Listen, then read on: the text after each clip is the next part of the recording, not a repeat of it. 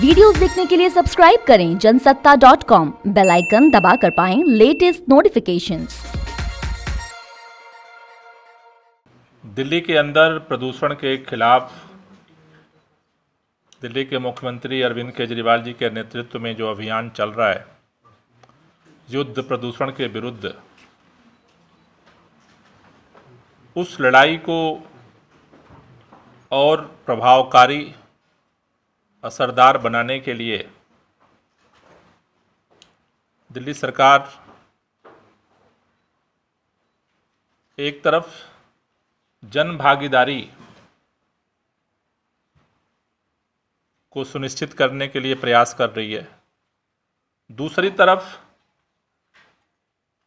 नई टेक्नोलॉजीज के माध्यम से कैसे इस प्रदूषण को कम करने के अभियान को सफल किया जाए, उस पर भी काम कर रही है। जैसा आप सब जानते हैं कि दिल्ली के अंदर कनॉट प्लेस में दिल्ली सरकार की तरफ से स्मॉग टावर बनाया गया, जो पायलट बेसिस पे काम कर रहा है, और लगातार आईआईटी बॉम्बे, आईआईटी दिल्ली के साइंटिस्ट उसको मॉनिटर कर रहे हैं,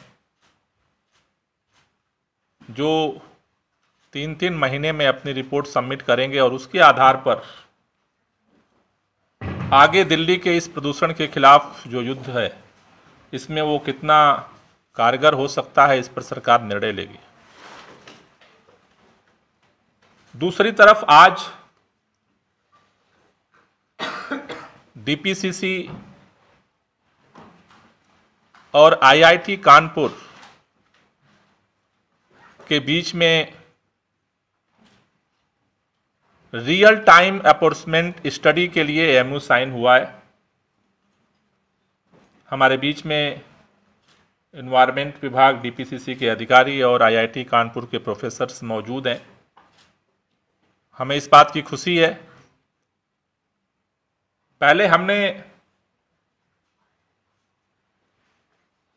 अमेरिका के यूनिवर्सिटीज़ के साथ एक टाई अप किया था कि इस तरह के स्टडीज़ के माध्यम से कि किस चीज़ का क्या कारण है, ये पता चले। क्योंकि दिल्ली के अंदर कई स्टडीज़ हैं, लेकिन रियल टाइम आज अगर प्रदूषण है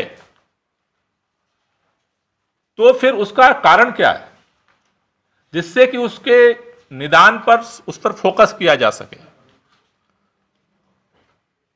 जैसे अभी 10 दिन पहले तक दिल्ली का एक्यूआई स्तर नॉर्मल था,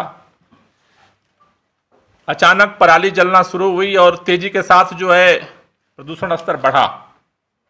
सामान्य तौर पर यह लगता है कि पराली जलने की वजह से प्रदूषण का स्तर बढ़ रहा है, क्योंकि जब हम नासा के चित्र में देखते हैं तो जितनी ही तेजी के साथ पराली जलने की घटनाएं उसमें दिखती हैं, उतना ही हमारा एक्यूआई लेवल दिल्ली का भी अप होता है।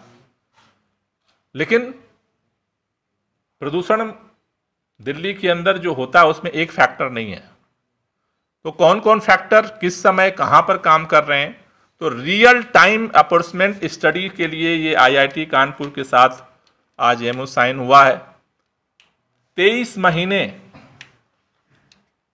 आईआईटी कानपुर ने समय लिया है कि 23 महीने के अंदर स्टडी करने के बाद वो फाइनल जो है वो रिकमेंडेशन सरकार को सौंपेंगे।